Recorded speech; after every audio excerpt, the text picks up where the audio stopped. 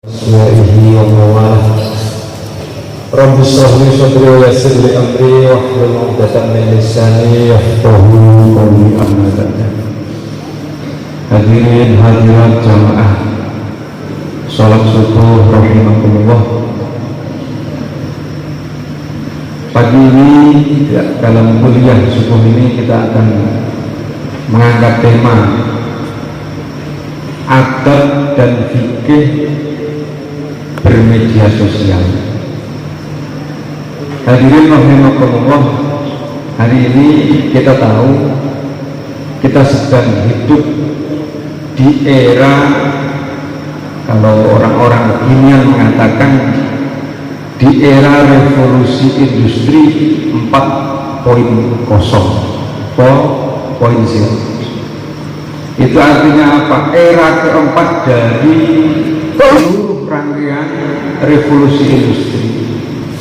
Seperti yang kita ketahui dalam sejarah, bahwa pada abad ke-18 terjadi revolusi industri yang pertama, ditandai dengan ditemukannya mesin transportasi, mesin industri, dan seterusnya. 100 tahun berikutnya, pada abad ke-19 terjadi revolusi industri yang kedua, ditandai dengan ditemukannya listrik, mesin-mesin bertenaga berenergikan listrik. 100 tahun berikutnya, pada abad ke-20 terjadi revolusi industri yang ketiga, ditandai dengan ditemukannya komputer. Semua masuk dalam kategori komputerisasi. Nah, yang terakhir 100 tahun berikutnya, sejak tahun 2011 para ilmuwan mengatakan kita sudah berada di era revolusi industri yang keempat, ditandai dengan munculnya atau efektifnya dunia maya atau dunia internet, termasuk teknologi internet of things, internet untuk segalanya. Segalanya sekarang itu bisa diinternetkan, termasuk yang paling mutakhir adalah teknologi AI, artificial intelligence atau kecerdasan buatan, termasuk media sosial. Media sosial itu apa? Nah, kita berada di level yang keempat ini, di era yang keempat ini, ditandai dengan semaraknya media sosial. Apa itu media sosial? Media sosial adalah alat untuk berinteraksi, untuk bermuasyarah dengan sesama secara siber. Siber itu secara maya, lawan dari nyata. Kita bisa berkomunikasi tapi tidak langsung ketemu tatap muka. Kita bisa saling melihat tapi tidak secara langsung. Ini namanya siber atau dunia maya. Nah, ini namanya media sosial hari ini, yaitu alat bertransaksi, alat apa itu? Berkomunikasi, akses antar sesama, tidak secara nyata melainkan secara maya, tanpa dibatasi oleh ruang dan waktu. Kapanpun, dimanapun, asalkan kita masih terhubung dengan internet, maka kita bisa berkomunikasi. Entah itu malam hari, entah itu dimanapun, dengan orang dimanapun, tidak dibatasi oleh ruang dan waktu. Tapi kalau interaksi secara nyata, ini kan terkait dengan ruang dan waktu. Waktunya harus tertentu, tempatnya juga harus tertentu. Nah, ini bedanya media sosial atau interaksi secara maya, secara cyber, dengan secara nyata. Hadirin rahimakumullah, dunia medsos atau media sosial ini memiliki sejuta manfaat. sekaligus memiliki sejuta madharat. Bilangan atau istilah sejuta itu bukan menunjukkan angka, tapi menunjukkan jumlah yang besar sekali. Artinya apa? Banyak sekali manfaat yang kita bisa dapatkan dari media sosial. Begitu pula bisa banyak sekali kemadharatan, keburukan yang bisa kita alami dari media sosial. Media sosial bisa digunakan untuk sarana dakwah, sarana belajar, mencari informasi, untuk silaturahmi dan lain-lain. Sebaliknya media massa, media sosial media juga bisa digunakan untuk hal-hal yang buruk, untuk hal-hal yang jahat, seperti ujaran kebencian, menebar permusuhan, penistaan, hoax, namimah, ghibah dan seterusnya, bisa, dan lain-lain. Oleh karena itu, secara fikih bicara media sosial ini, sebenarnya media sosialnya ini kalau dipandang dari perspektif fikih, dia netral. Dalam pengertian dia tidak memiliki hukum, sama seperti pisau, sama seperti pedang. Pisau, pedang ini tidak memiliki hukum. Hukum fikih atau hukum syariat, halal, haram, makruh, mubah, jawaz, sunnah, sah, batal, itu hukum fikih. Itu merujuk atau hanya mengacu pada penggunaan dari media sosial itu, penggunaan pada pisau atau pedang itu. Selama media sosial ini tidak digunakan, selama pisau ini tidak digunakan, maka tidak akan ada hukum. Artinya hukum apakah secara fikih ini halal, ini haram, itu mengacu atau merujuk pada penggunaan. Satu. Yang kedua, merujuk pada ekses atau dampak yang ditimbulkan dari penggunaan media sosial. Artinya apa? Fikih akan mengatakan ini halal, ini haram ketika sudah digunakan, sama seperti pisau.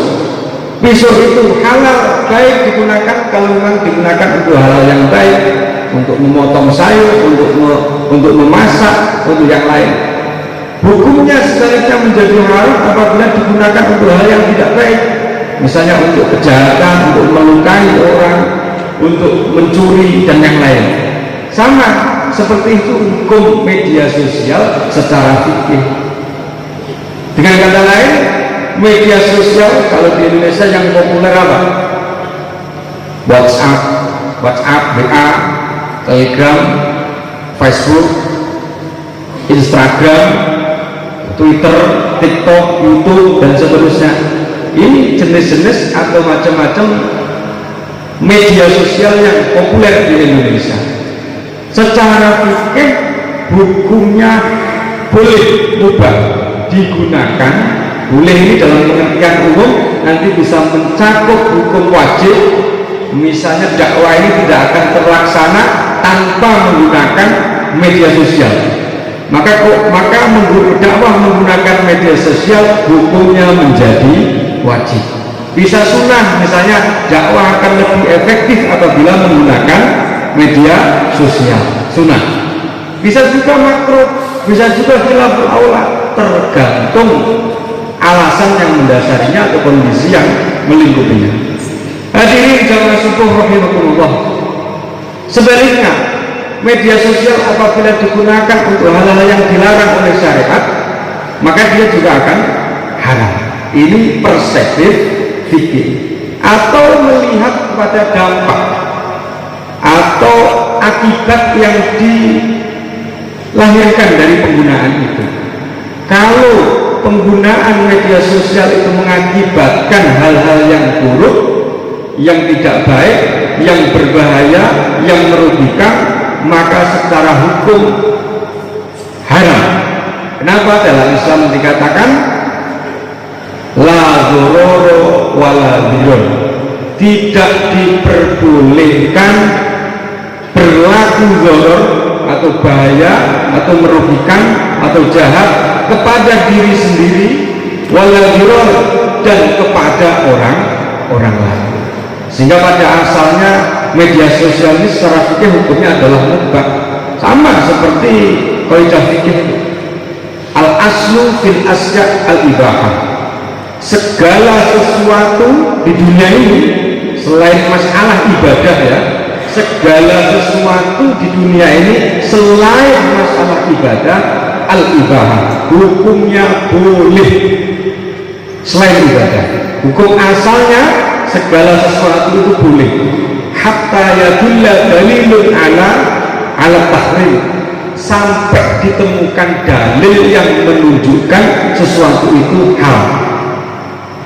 Maka hukum asal dari media sosial secara fikih adalah boleh, kecuali nanti ada hal-hal yang akan ditemukan dalilnya, dalil yang mengharamkannya. Misalnya media sosial digunakan untuk penipuan, untuk menyebar hoax dan seterusnya.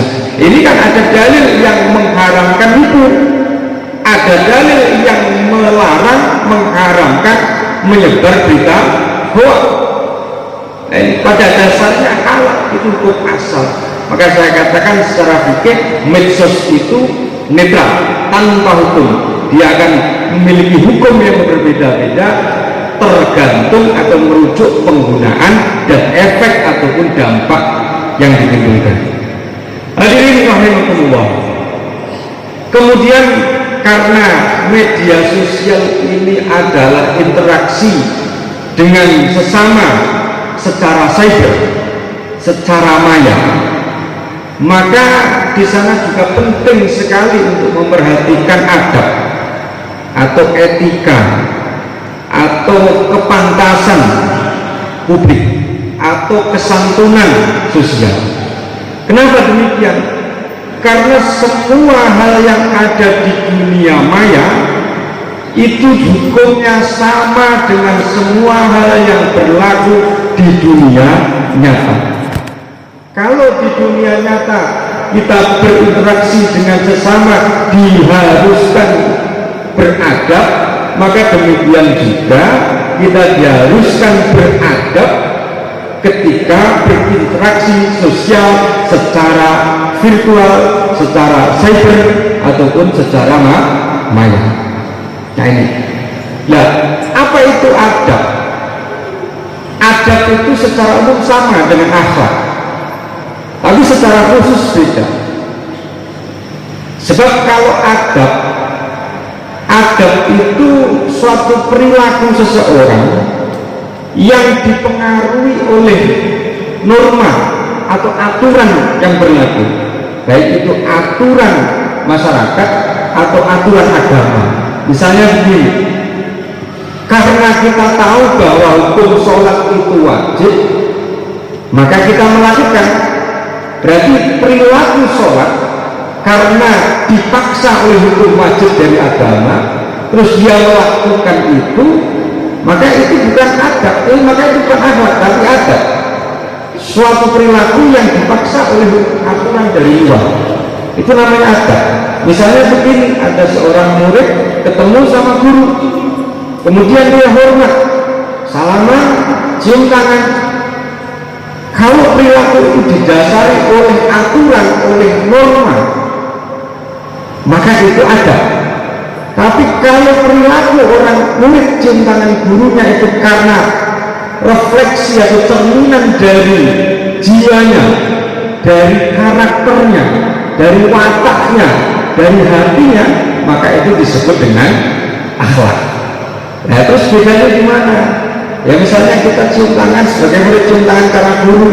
Kenapa? Aslinya saya nggak hormat, aslinya nggak saya tadi, cuma kok nggak enak, kok malu saya nanti kalau dikatain orang tidak hormat sama guru, akhirnya saya cium tangan. Nah ini berarti bukan akhlak, sekalipun adab. Tapi kalau kesadaran hati menjadikan dia tanpa berpikir untuk cium tangan kepada guru, kepada orang tua, maka ini termasuk akhlak. Nah kembali kepada adab bermedia sosial ini, banyak sekali tadi, tapi setidaknya saya memiliki 8 catatan yang sangat penting, sangat relevan untuk kita perhatikan, untuk kita lakukan di tengah gempuran teknologi atau revolusi industri 4.0, yaitu di media sosial. Apa? Yang pertama begini, di antara adab bermedia sosial adalah bijak, sikap bijaksana di dalam bermedia sosial. Sehingga orang yang bisa bijaksana ini, dia akan memegang satu prinsip bahwa jarimu adalah harimaumu. Dalam bermedia sosial dia harus memiliki prinsip bahwa jarimu adalah harimaumu. Artinya apa? Apa yang kamu tulis, apa yang kamu share, apa yang kamu posting dengan lewat jari jemarimu, itu akan sewaktu-waktu bisa menjadi harimau yang siap menerkam dirimu sendiri, mencelakai dirimu sendiri ataupun orang lain. Sama persis dengan adigium atau pepatah bahwa mulutmu adalah harimau dalam dunianya nyata. Jadi kalau kita bisa berpikir begini, bahwa dalam dunia medsos, media sosial ini harus bijaksana, artinya di dalam menggunakan jari jemari kita saat menulis, saat memposting, saat nge-like, saat nge-share, saat nge-subscribe dan seterusnya, itu harus bijaksana. Kuncinya apa? Jangan sampai menjadi malapetaka atau bahaya baik kepada diri sendiri atau kepada orang lain. Kenapa? Ya, karena kita orang Islam, karena kita orang beriman. Dalam sebuah hadis dikatakan, al-muslim man salim al-muslimuna min yadihi wa lisanihi. Nabi mengatakan begini, orang ketika sudah mengaku Islam, mengaku Muslim, memeluk agama Islam, harus siap memberikan jaminan keselamatan kepada orang lain dari kejahatan tangannya atau kejahatan lisannya. Ma'al muslim man salimal muslimuna min yadihi walasani. Orang dikatakan muslim ketika bisa menjamin keselamatan bagi orang lain. Nah, sekarang apakah saat kita menggunakan media sosial ini, apakah apa yang kita tulis, yang kita posting, yang kita komen, yang kita share itu bisa memberikan jaminan keamanan kepada orang lain atau tidak, menyakiti orang lain atau tidak, menghina orang lain atau tidak, merugikan orang lain atau tidak, memfitnah orang lain atau tidak? Kalau itu semuanya dilakukan, maka kita tidak memiliki adab, kita nir adab di dalam bermedia sosial. Satu. Yang kedua apa? Yang kedua, adab di dalam bermedsos, bermedia sosial itu adalah jangan sekali-kali memposting tulisan yang apabila kita ucapkan secara lisan ini tidak boleh. Jangan menulis sesuatu yang tidak boleh diucapkan. Jadi sesuatu yang haram diucapkan, yang dilarang diucapkan, itu haram, itu dilarang ditulis, diposting, di-share, di-like dan seterusnya. Ini adab. Kenapa? Karena al-kitabah ahadul lisanain, tulisan itu adalah salah satu dari dua mulut, dari dua lisan.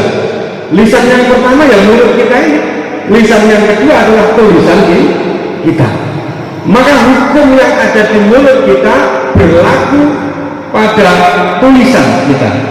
Sehingga kesimpulannya di dalam bermedia sosial, kita tidak boleh menulis sesuatu yang haram kita ucapkan.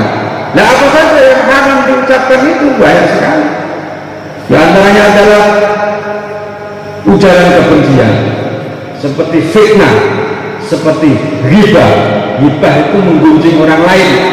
Kalau pengertian atau definisi dari ghibah itu adalah membicarakan saudaramu yang apabila dia dengar, dia ngerti kalau membicarakan, dia nggak suka, dia nggak senang dengan obrolan yang kamu katakan itu. Dia mau ngerasanya kita, terus dia nggak senang kalau kita rasain, kita nggak senang, itu namanya ghibah. Nah, pembicaraan kita kepada ngerasani atau menghibah orang, membicarakan saudara kita itu, kalau benar seperti itu, saudara kita seperti yang kita bicarakan itu benar seperti itu, si Anu itu si A itu begini loh misalnya, begitu, terus dia itu nggak suka kalau mendengar itu, kok benar dia itu begitu, itu namanya ghibah. Kalau ternyata dia tidak seperti itu namanya fitnah.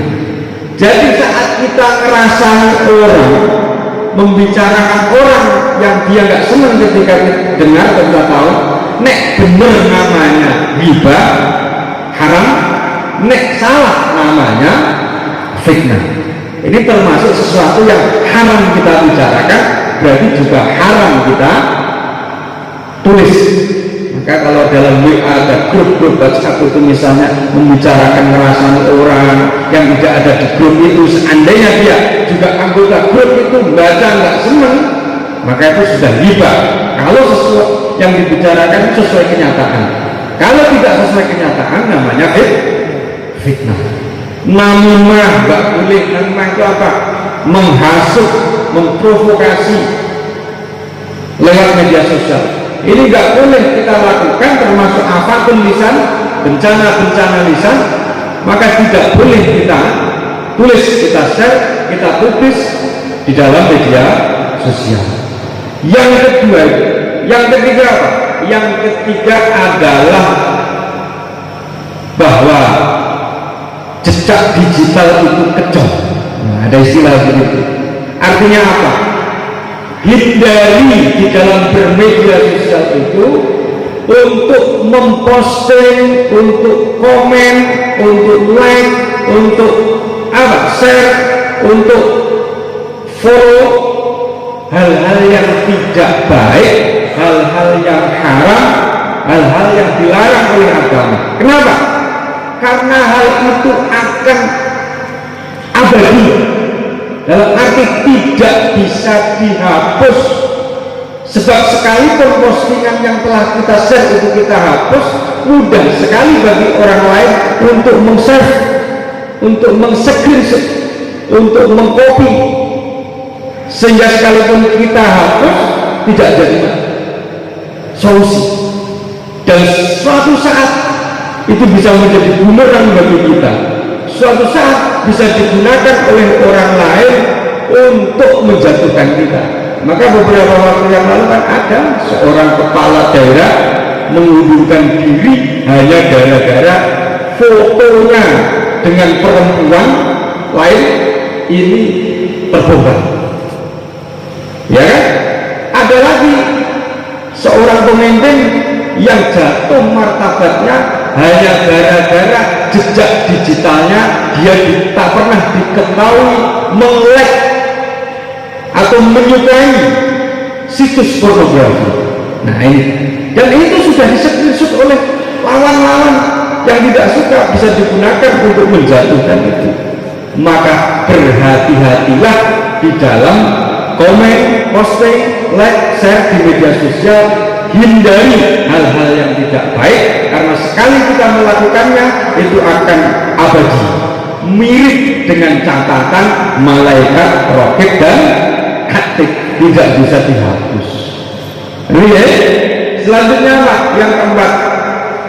Yang keempat, jangan jadikan media sosial sebagai tempat flexing. Istilah flexing itu adalah riak atau pamer, baik itu pamer itu bersifat pamer ibadah, pamer sedekah, pamer kemewahan, kekayaan, Jangan sekali-kali media sosial kita jadikan sebagai tempat flexing, tempat riak, tempat pamer. Gampang saja, kadang tanpa kita sadari. Kita sholat subuh di Masjid Agung, bawa HP, kemudian waktu di depan masjid kita langsung selfie, bikin status jamaah subuh guys. Tujuannya apa? Pamer, biar diuji orang, oh ternyata ahli jamaah sholat subuh. Namanya riak. Riak itu pengen dilihat orang, pengen diakui orang, pengen dipuji orang, bukan karena Allah. Sehingga riak bisa dikatakan lawan daripada ikhlas. Flexing ataupun riak, pamer kemewahan, sedekah juga begitu, menyantuni anak yatim, di foto, direkam, divideokan, di-share dan seterusnya, bukan dalam rangka tahadus bil nikmah, tapi dalam rangka pamer dan ujub dan bangga diri. Nah ini bahaya kalau media sosial kita jadikan sebagai ajang atau tempat flexing, tempat riak. Hati-hati, kadang tanpa kita sadari. Mungkin kalau kita katakan begitu kita bisa membantah, saya tidak riak kok, saya tahadus bil nikmat kok. Itu sudah urusan Anda dengan Tuhan. Istafti qalbak, tanya hatimu, tanya nuranimu, tanya hati kecilmu, apakah betul-betul tahadus bil nikmat. Tahadus bil nikmat itu menampakkan nikmatnya Allah, bisa diberi kesempatan, kemauan untuk sholat subuh jamaah. Apakah seperti itu atau ingin dipuji? Ini bukan urusan orang lain, tapi urusan kita dengan Tuhan. Dibutuhkan kejujuran yang anti atau tidak munafik. Hadirin jamaah subuh rahimakumullah. Kenapa? Karena flexing atau riak di media sosial, baik yang berkaitan dengan ibadah, berkaitan dengan amal, sedekah, atau dengan barang-barang mewah, harta, saya punya HP baru, saya punya mobil baru, saya punya tas baru dan seterusnya, jadikan status, jadikan story dan seterusnya misalnya, ini bisa membatalkan pahala ibadah. Satu, kalau bukan bersifat ibadah, berisiko menimbulkan kecemburuan sosial atau istilahnya hasud, iri dengki dari orang-orang yang tidak mampu, tidak memiliki nikmat itu. Kata Nabi, fa inna kulladzi nikmatin mahsudun. Setiap orang yang diberi kenikmatan itu pasti ada orang yang tidak suka, orang yang hasud, orang yang iri, orang yang dengki, sehingga berbahaya kepada kita. Maka tidak perlu menjadikan media sosial sebagai tempat untuk flexing ataupun riak atau menampakkan kemewahan, bangga dengan dirinya sendiri. Hadirin rahimakumullah. Yang selanjutnya, yang keempat atau yang kelima adalah jangan menjadikan media sosial sebagai tempat curhat, lebih-lebih urusan keluarga, urusan rumah tangga. Kenapa? Kalau ini menjadi hobi, keseringan rawan sekali akan membongkar aib atau privasi. Padahal kata Al-Quran, hunna libasul lakum wa antum libasul lahum. Dia, istri-istrimu itu adalah pakaian yang menutupi kekurangan dan aibmu, semawa antum libasul lahum. Dan kamu suami adalah pakaian yang menutupi kekurangan dan aib istri. Jangan menjadikan media sosial justru sebagai tempat untuk membongkar aib yang harus ditutupi. Yang keenam, yang keempat apa? Yang keenam atau yang kelima? Selanjutnya adalah jangan harus menjadikan internet atau media sosial ini seperti fenomena Syekh Google. Ada istilah sebutan Syekh Google. Itu artinya apa? Menjadikan Google sebagai Syekh, sebagai guru besar, sebagai pembimbing kita, lebih-lebih di bidang agama. Jadi kalau belajar agama pada ahlinya, bukan pada Google ini khususnya bagi orang-orang awam, orang-orang yang belum mapan, belum matang ilmu keagamaannya, maka sangat berbahaya ketika hanya menjadikan media sosial atau internet sebagai tempat belajar agama. Kenapa? Rawan sesat, menyesatkan. Kenapa? Karena referensi tentang keagamaan di internet itu luar biasa, nggak jelasnya luar biasa. Dari aliran apa, siapa penulisnya, kadang ada yang betul-betul hebat, kadang orang yang iseng-iseng bikin tulisan nggak jelas. Nah, kalau kita belum memiliki kemapanan ilmiah, bahaya, kita tersesat pada yang salah. Nah, ini pentingnya belajar agama pada ahlinya, pada guru, pada kiai, pada ustadz, pada di pondok pesantren, di madrasah. Sekali lagi, termasuk adab media sosial, jangan menjadikan internet sebagai guru agama yang utama atau satu-satunya, khususnya yang bagi pemula, sehingga kita tidak masuk dalam fenomena Syekh Google, orang yang belajar agamanya dari Google. Yang ketujuh, termasuk etika atau adab bermedia sosial adalah saring sebelum sharing. Artinya apa?